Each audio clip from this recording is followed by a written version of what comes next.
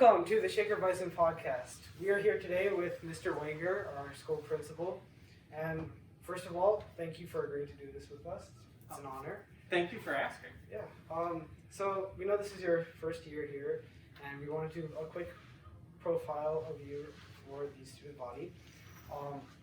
It's been a pretty chaotic year, right? Yes, it has. COVID, like going back to school in person, all that stuff. And also different things have come up over the year that we'll get to a little bit later. But first, we'd like to know a little bit more about you before you were a principal here. So we tend to get disconnected from like the teachers, but we know you were once in high school, just like us. So were you like, describe your life in high school. Like, were you like a very studious person, laid back, party goer? Studious, not as much as I should have been, right? Didn't always do homework. There were certain classes I didn't enjoy. Math being one of them. I wish I paid better attention in math. I was a social studies teacher, so history was an interest for me, but I didn't work as hard as I should have a good chunk of the time. I did okay. National Honor Society person, but not.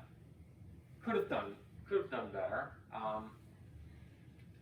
I was unopposed to spending time on the weekend with friends, having a good time, but I played sports each season. Football in the fall, I ski raced in the winter and played baseball in the spring. So the kind of lots of practice time, so it does take away from your opportunities to do foolish teenage things, right? I mean, we all make mistakes in our life and learn from them, so yeah. Was I a perfect kid? Absolutely not. If you ask my mom, she'd tell you I was horrible sometimes. I know all of us are horrible. If you really ask my older sisters, they would tell you I was a nightmare, but they don't always tell the truth. Do you still watch any sports right now? Oh yeah, so sports. My favorite sports to watch are real college football. I love watching college football.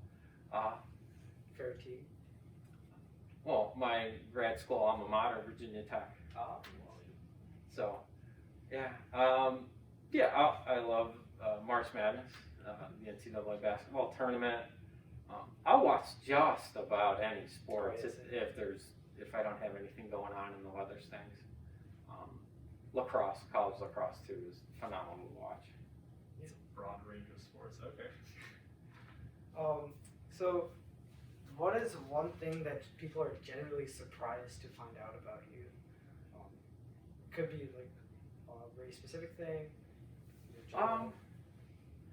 I don't know. I'm getting the sense that I am not the type of person that people expect in a principal for the role. Right? I tend to be a little more laid back. And,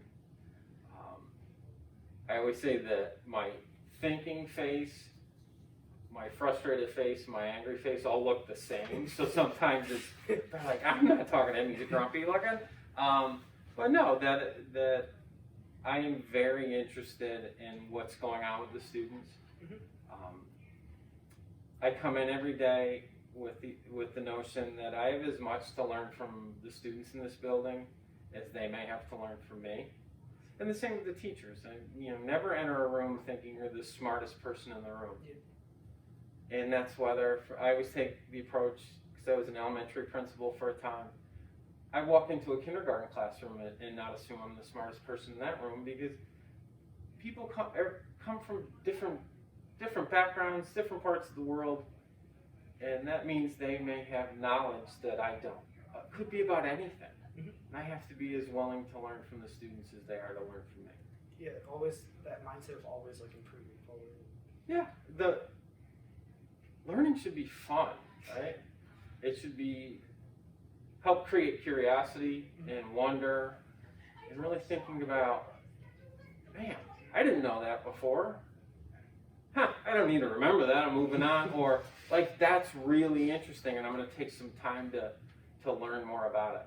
And But without curiosity and wonder, you don't give yourself that chance. As a child, were you like always gravitating to like working with other people? Like what gravitated you to the area of teaching? You said social studies teacher. Did you like working with kids and that sort of thing? Or Yeah, I did. I always liked working with kids, but right out of college, I didn't go to college with becoming a teacher in mind. I didn't pick a major until halfway through my undergraduate studies, and I always liked history. I'm like, I'll do that. Right? It was good. I learned a lot. I learned a ton, and I had a good time doing it because I had fascinating professors. I got to take really interesting courses. I didn't know what I wanted to do with that degree. I mean, history degree by itself is pretty useless. Let's be honest, right? You can talk about really interesting stuff, different parts of the world and different eras in history, but I mean, outside of pursuing farther and becoming a research historian or politics sometimes, because that helps. Not for me. I like it, but not as a job. Or teaching. I didn't have a clue. So when I was 21 years old and I graduated college, I had no idea what I wanted to do with my life. A few months after, almost a year after graduation, I moved to Virginia, at Roanoke, and went to work for a bank. as a history? No. The person I was with at the time, she's an occupational therapist, and she got a job in Virginia, so we moved south. And I didn't know what I was going to do, so applied for a job. I started working in a credit card division for a very large bank, and within a few months, I was overseeing operations in 2 different branches of the institution. And I'm like, it's just a job. And then somebody thought I could be in charge of stuff, which still is a head scratcher. And I did that for about 5 years. And great experience. It paid well. I was able to, I bought my first house at 24. And it was, it was cool. And then I'm like, this stinks. I don't want to do this for the rest of my life.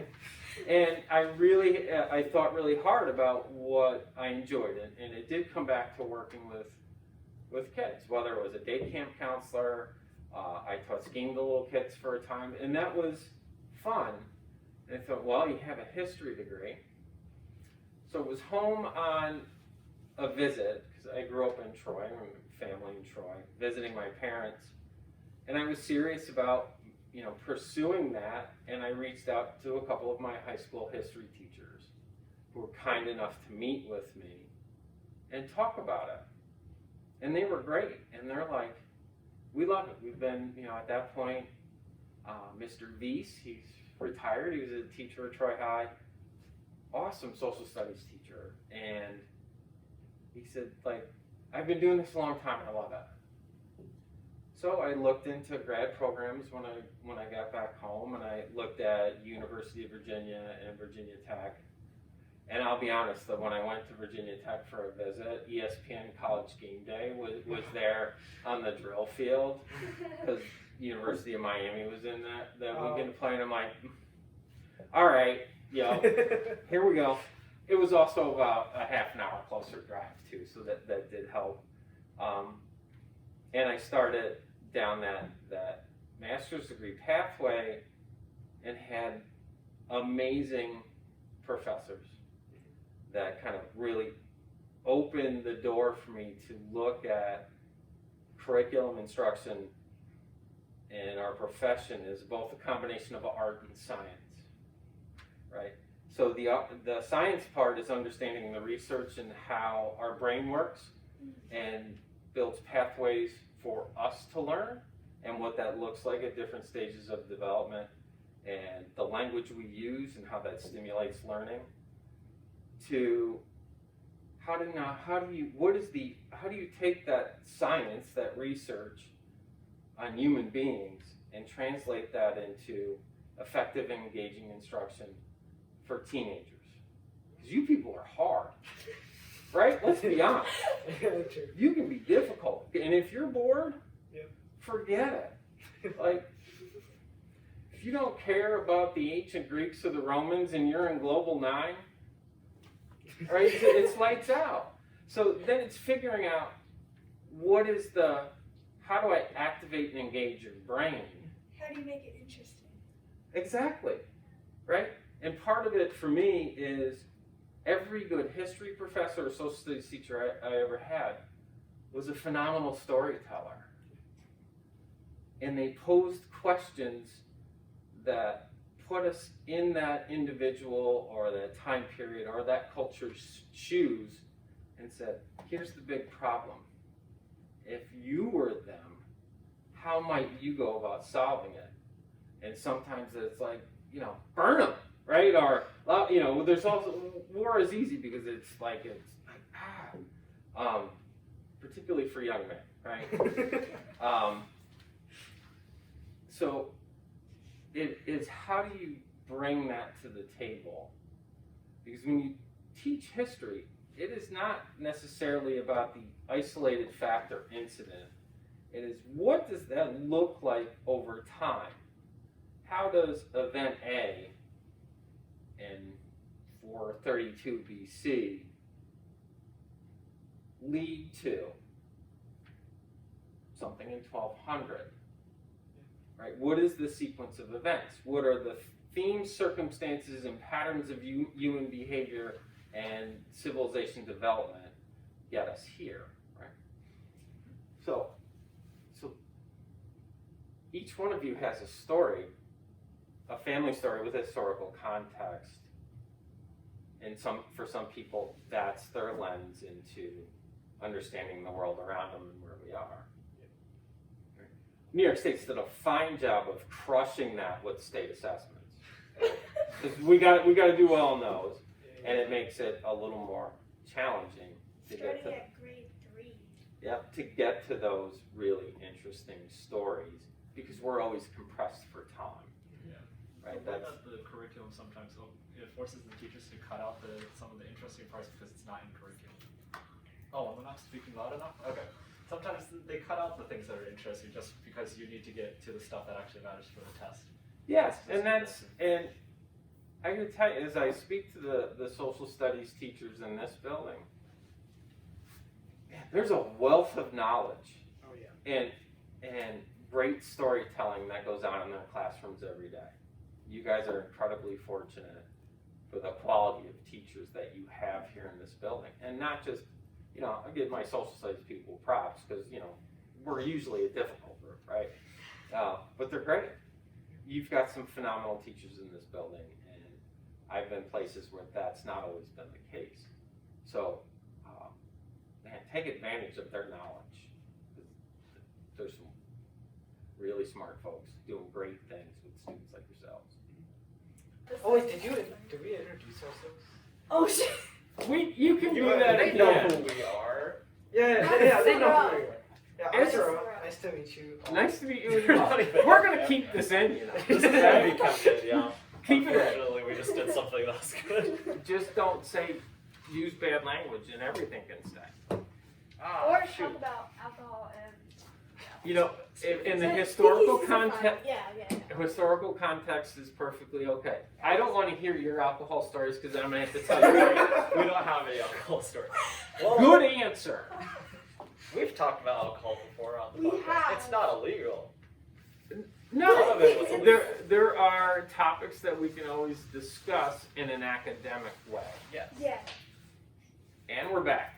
We're back to the TheShakerBison podcast. We had to switch out Saurav because he has to go to a meeting. Instead, we have Gia. Gia. Hi. Yep, she's. I'm Have you Gia. been on a podcast before? Yes. What are you talking about? Which one? Oh yeah. A lot, actually. Yeah, in the recent ones. Have you ever listened to any of our podcasts? Not yet. Okay. maybe I we will listen to a few before. Mr. Coocher's on one of them. We just posted Just it. posted. All right, I will. Very interesting. This one's gonna be better. It's not about being better. In the admin world, we're a team. Yes. That's a good But if we get chances to poke fun at each other, we do. Do you have any stories about Mr. Goodyear? No, That's where we're going with. Okay.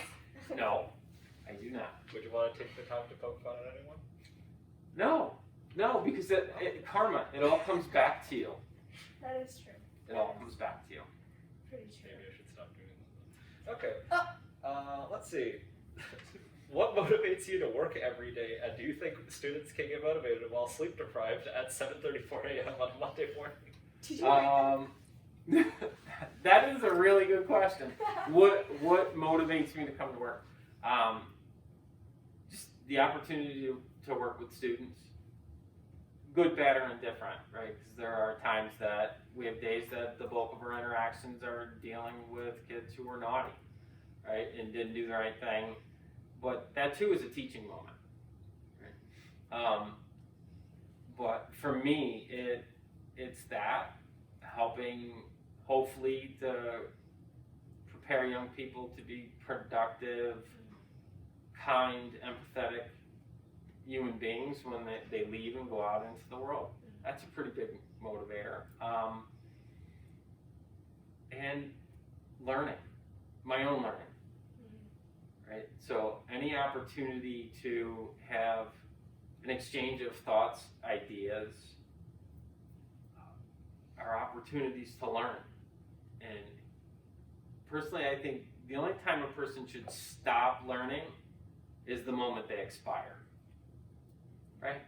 Like if we think we know it all or we don't have anything to learn and grow from, man, that has to be awfully boring. Right? There's days we don't have the capacity to learn because you're stressed, you're overtired, you stayed up too late, you have to be here at 7:34 for first period, and yeah, you're just not. That's just, you can't be on 24/7, 365. It's just not possible. I feel like learning isn't just like a whole school thing. It's actually like personal growth and like learning more about yourself, the world, everything around you, and just about like more people. So it doesn't necessarily just have to be about school. It could be about like just life.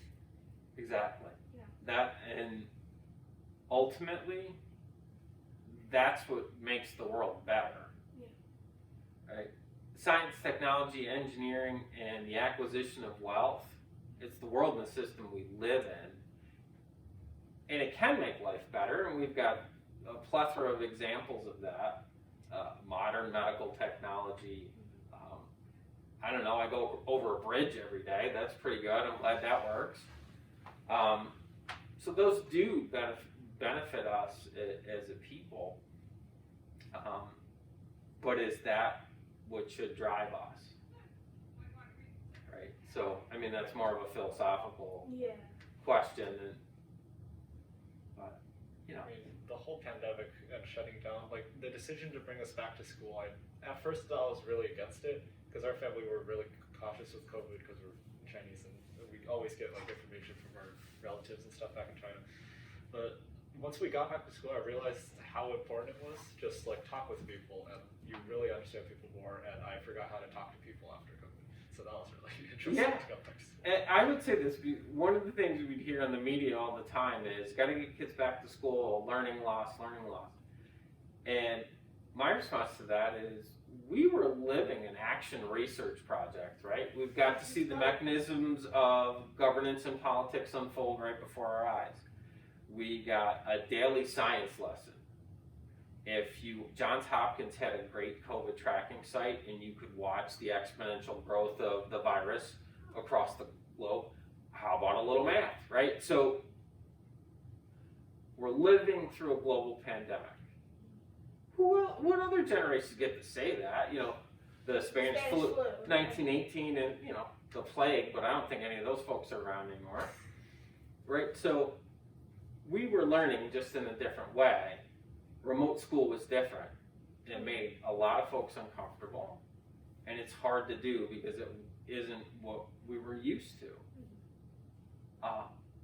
But I always argue that the biggest loss is the social connection and learning to function as a community and a society in a civil and constructive way. I think about current 9th grade students. When was the last full year of school they had? 6th grade. 6th grade.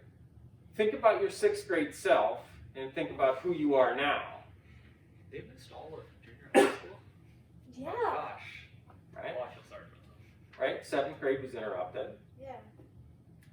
8th grade was weird. Yeah. Right? And we all experience that with all of the stresses, pressures, and unknowns that were really challenging. So, no one thought this school year would be as hard as it is. Yeah. Right? And when I talk to friends, colleagues, other teachers, that for us on the adult side, and some people may not feel the same, but my circle of friends and family that are educators and colleagues, this is by far and away been the most challenging professional year because there are so many unknowns. Lots of us had lost that social connection, and now we're back and we're trying real hard to get back to normal, whatever that was, because that normal wasn't great for everybody. And it's not happening very fast because COVID's still running around out there. Oh, yeah. Variants like viruses do. There's millions of them over the span of the life of the virus. And politicians are saying and doing dumb things and getting people all ramped up, and you watch chaos on TV or social media and it unfolds in a heartbeat. And things are still unsettled. And we have to figure out how to work and learn together again at the same time. So it's hard. The vast majority of folks this year, when I say folks, I mean you as students and the rest of us adults here in the building community, are getting settled in and have done a really, really nice job. But there are still those, not picking on people or isolating, there are still those moments where we forgot how to interact with each other in a civil and productive way to resolve problems. And they're social, not academic. They impact academic. Like the school fights that happened in the beginning, and also there was that trend where they ruined all the bathrooms. Oh, A lot of well, then I guess that's Yeah, impact is like the whole bathroom thing. So and it's all interconnected. yeah. And everybody's working really hard every day to find solutions to help get us to a place that's better than it is right now. We try stuff. Sometimes they work well, and sometimes initially people are like, you jerk, nobody likes that. And then they're like, oh, this isn't great, but it's a little calmer, a little better than it was. Well, we keep working on it, right? So, don't always get it right. Has there been, I assume you're talking about the bathroom policy, or? Yeah, let's be honest, people didn't like it. I will say this from an administrative end and what I hear, we received more positive feedback from parents and students about it than negative feedback that we got up front. Is it perfect? No. Are there challenges with it? Yes. Are there elements of it that are concerning, that are not where we want to be forever? Of course. Do I hear from students, I feel safer to go to the bathroom in school now? Yes. Right? And we're not, if you try to make everyone happy all the time, you make no one happy any of the time. So, will we get to a place that it doesn't have to feel so draconian to use a restroom? Yes. When? Depends. It did feel, at first it was like the first day when we announced it, everyone was like in an uproar, and it feels like things have died down because it hasn't been as bad as everyone thought deciding in. Because we had to do that when we were in 6th grade, anyways, like in elementary school, and it seems like all of the weird stuff that was happening in the bathroom stopped, which is really good. It's a benefit. I would love for us as a community to be in a place that we don't have to do those things. Right? No one's perfect. People make mistakes, and there's still going to be stuff that you're like, oh, come on, really? But if we can take some steps that help get us back to a calmer, more respectful, empathetic, and caring space for everyone. Maybe that's aspirational, maybe that's pie in the sky, but I mean, we should be taking those steps and trying anyway. And what's the worst that can happen? We don't get it right and we try something else. Yeah. Okay, that's how we learn, right? My other thought is, if we got things right, exactly right all the time, would we learn anything? No. We're just either regurgitating what we were told to do, or we weren't being challenged in a way that helps us grow. Failure, first attempt in learning, right? That's how it works. For me, my brain goes all over. I mean, I get it. And like, whenever you like try something new, like with the bathrooms and stuff, obviously there's gonna be like social unrest and stuff. But without the actual like initial outbreak of that unrest, you wouldn't really actually like, get anywhere or like have any progress with the actual thing you're doing, like with the bathrooms. Right. Did it unfold perfectly? No. If in the right time and space, it would have been more collective conversations with different stakeholders at the table, teachers, students. We just weren't in a position that we could do that. You hit a critical point and you just have to decide we need to do something now. It doesn't always work out well, and so far it has. Like I said, it's not where we want to be. It's better. It's a step in the right direction, and we see how it goes. And if things need to be adjusted, they'll be adjusted. Right? This is a kind of, do you want to? Okay, yeah. This is a kind of very basic question, but the first thing I thought of when we were doing the interview was like, what does a principal actually do? So from what I hear, they like make policies that would change the school. Like, what does the principal actually? Like we know like what the dean does because his picture was in here. Yeah. So, But so my role, my responsibility, in the most simplest terms, I am responsible for the overall operation of the building, from the physical plant, which means the bathrooms, the lights, that sort of stuff. You know, if they don't work, the district has people that know how to do those things. That I'm like, all right, here's the issue. This is what we need to have done. You know, Mr. Kraft, the head of facilities. All right, these are the things we have to attend to. His expertise is that, and overseeing those crews. It is the day-to-day operation of this building in terms of teaching, learning, safety. Ultimately, that is my responsibility to make sure all of those systems that are interconnected in that building work and operate.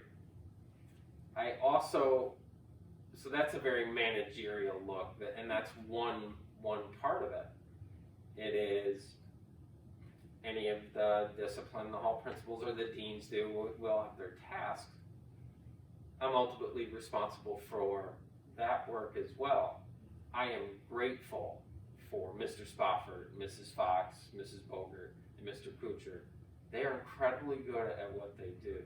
They are incredibly knowledgeable. I see us as a team of equals. We bounce ideas off of each other all the time. If difficult decisions have to be made, we work it out and say, everybody puts their ideas on the table. That helps us get to the best solution possible in that moment of space and time. Might that decision work out? We hope so, but sometimes it doesn't. I am grateful for them and the work that they do. there's varying degrees. This is a big school. Yeah. This high school is almost as large as the district that I came from, where I worked prior, right? So some of the views and systems and operations from my previous position apply very well here from that managerial operational perspective. My primary goal is to ensure that there's great teaching, great opportunities for all of the staff in the building to grow as professionals, and for students to have the best educational experience possible. I've always seen myself in a way as if I was in the classroom, I thought of myself as the lead learner in the room. I have to be in a position as a building leader to be one of the lead learners of the building. So that when I come back to where I said I have to be willing to not believe I'm the smartest person in the room, that I have something to learn from everyone. How does that work? I model what it means to learn, or the way we can learn best, or a way to learn. For me, it's openness and dialogue, right? So, for me as an educator, I don't always like the managerial stuff that has to happen. That's like, oh, come on, really? Meetings, another one. How many meetings do you have in a day? Depends, right? There are days where from 8 to 4, Oh. and it's a rolling series of meetings. Oh, And there are days like today, we had meetings pop up, but they were short, they were quick, and here and there. And then there are days that I know I have standing meetings on the calendar where I'm going to be at the central office with my bosses or a team of people where I know I'm going to be there for 3 hours. Do you get a lunch break? Like a scheduled lunch break? Yeah, like from the 8 to 4. That's a good question. I would say, and I'll speak for my administrative colleagues in the building and administrators, school administrators in general. Either we eat on the run or we eat at our desk while we're doing something else. Do you eat a bagel, like a school bagel on the run? I have yet to have a school bagel. No You should try way. one. They're You should famous try at this point, and They are very famous. They're said to help students with their academic performance. I have heard wonderful things about the bagels. I am not a fan of the craisins, raisins, and cream cheese packets that end up being all over the place. That adds to that creates a bit of consternation, right? But normally, I would say pre-COVID, we weren't wearing masks. When I was a building principal in another district, I ate on the move. Like, I would have a bag of carrots or whatever, an apple, and just like down the hall, I'm just constantly eating. Because if I stopped and ate like that, I would eat myself out of suits and stuff, right? So that's not great. But yeah, there are times where you get to I get to close my door and like call a timeout and Take time for yourself. yeah, but I typically don't work that way. Oh, okay. So the last question of our interview. What are your opinions on Shaker, like as a school, as a whole, as a student body, everything, so far as your first year as principal? Here. Oh, okay, so at this point in the year, and I feel like I still have a lot to learn about the community, the building, the culture, and norms. First thing is there are amazing opportunities for kids here that don't exist in other places. That just don't, right? The diversity of clubs and opportunities you have on that end. The number of really interesting and cool elective classes that you have. Those the high quality business and tech program, the amount of AP classes, I don't know too many school districts that have Latin, Russian, French, Spanish, the bevy of language choices. Man, that is amazing. And that we have the teaching staff that can do all of that so incredibly well. That is a gift. That is amazing.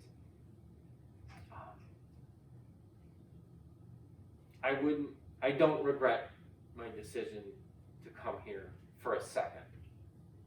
I spent 7 years in a district office, central office, as a curriculum director and an assistant superintendent. Good work. I worked with great people, but for me, it was too far removed from working with students. Pandemic helped me figure that out. Right? I'm still not sure what I want to be when I grow up, but I'll get there. I'm in a better place now. So I as crazy as this year has been, and I've had people say, "What, are you dumb for changing jobs in the middle of a pandemic?" Yeah, probably. Don't regret it for a second. It is a fascinating place in terms of its norms and traditions and how certain things operate. I don't mean that in a negative way at all, but there is opportunity for us to grow as well. And I bring a different perspective, having worked in several other districts prior, that were excellent at different things, and they were great experiences for me as well. So yeah, no, I'm happy to be here. I have no hesitation about getting in the car and coming to work every day. Even if I know I got meetings that I don't want to sit in, because I know that when I walk through the door, I'm going to have an opportunity to engage with some really interesting students, some really interesting and talented staff. And I don't know what I'm going to learn that day, and that's pretty exciting. Yeah, you go through the Roaring '20s to get to the Prohibition. Yeah, man. And if you haven't noticed, my brain goes in about 14 directions at the same time. Yes. Kind of fast. Sometimes that's good, and sometimes that's not great for the people around me. But we'll be all right. You guys are doing pretty well. You seem like a great principal. That's my takeaway. You're so intelligent. Wow. Well, Let's not get carried away. You I'll haven't say made many public appearances, so honestly, I never knew who you were. I'm gonna be you can quite talk to honest. people more. This is a great impression. You know what? And here, I hear that a lot, and I think part of it is I talk to lots of students. I am in places around the building a lot of the time. Now that I realize who you actually are, I thought you were a music teacher. Not gonna lie, but That's Mr. Suzuki. All bald guys A lot don't of look bald the people- same. We don't look the same. It's more of like the bald people work in the but you're wearing a music. mask. That You are doesn't wearing a help. mask. Who else wears a bow tie? A bow tie. I don't wear. I don't have one on now. You wear a Yeah, bow tie? that's Wilson? Almost every day. Oh. That makes you look even more like you're in the music department. Maybe. Maybe. Okay. Maybe Maybe that's okay. I have to develop a new aesthetic. Right? Is that what it is? Yeah. You know, one of the things that is important to me is to really make connections to groups of students that may not feel connected or fully a part of the community, and that's just kind of always where I've landed. And I don't always know that it's a conscious choice. I grew up in Troy, and I grew up in a very diverse school with every type of person under the sun. In large part, I had classmates whose parents were RPI professors. I had classmates that I knew through sports that may have lived in the housing projects. I'm not going to answer that. Is it important? Good. It might be, but we're busy here. No, it's not. It's nothing that I can't attend to when we're finished. Okay. I'll do that because it's distracting. I can see it's distracting. No, it's I'll fine. find it. We are This is good. very close to finish. Yeah, Because so- I feel like this is gonna die or something. So Hope it doesn't. So, for me, connecting to different groups of students and different types of students is important. And that's where I tend to start. Who may not have always had their voice heard, right? And that's just kind of, I don't know, I think that's driven by my own background and upbringing as a kid and the experiences that I had, that you got to talk to everybody. And remember, I only started in August. You are doing very well saying that, like, right? Starting from like when you started. Like, Yeah, so it is, I still feel like, I always still feel like I'm a step behind, and I'm playing catch up with the things that I need to know and learn about both the students and the faculty and the organization as a whole. It's going to take time. I know Mr. Murphy, who met with me before he retired, and incredibly gracious and kind, loved being the Shaker High School principal. Right? And everybody knew Mr. Murphy was here. He's also here for principal for 15 or better years, right? So that's a change for people too. I'm still learning. I'll get there. And honestly, I have never been the person that necessarily wants or needs the spotlight. You know what? I seem to help provide opportunities for others to get the spotlight for the great things that they do. I just hope to try to help make that happen. You know, I'm not an attention seeker in that way. But maybe, you're right, I do need to get out more. So when you see Mr. Core, ask him to shorten the meetings. I've never seen Mr. Core. That's another thing. He's here a lot. He's like a face hidden behind like a stack of papers that are like the school bills. That's how I imagine. You know what? Mr. Core has been in this district a long time. He loves North Colony. He loves this high school. He was a teacher here. He was a supervisor here. He is one of the most compassionate people I've ever met. He's kind. He's incredibly good at what he does, and he cares about people first. Right? And he's here. He's sneaky. Next thing I know, I look up and he's in my office door. I'm like, holy smokes, where did you come from, Mr. Core? He's like, just checking in, and then he's in it and around, and he knows everyone, which is amazing in a district this size. It's a lot. So I'm still learning, and yes, I do. Do I need to get better at what I'm doing here? Absolutely. Am I doing okay? Yes. Yes. Yes, very. You know, if I had to grade myself, C minus. Grades have changed. That's an A now. Well, grades have gone up. It's inflation. Inflation. You asked before, I'm going to go back to another question before the camera dies and you guys have too much to edit out. One of the things that people wouldn't expect from a principal, and I shared this with the StuGov thing at the beginning of the year. There was a student thing.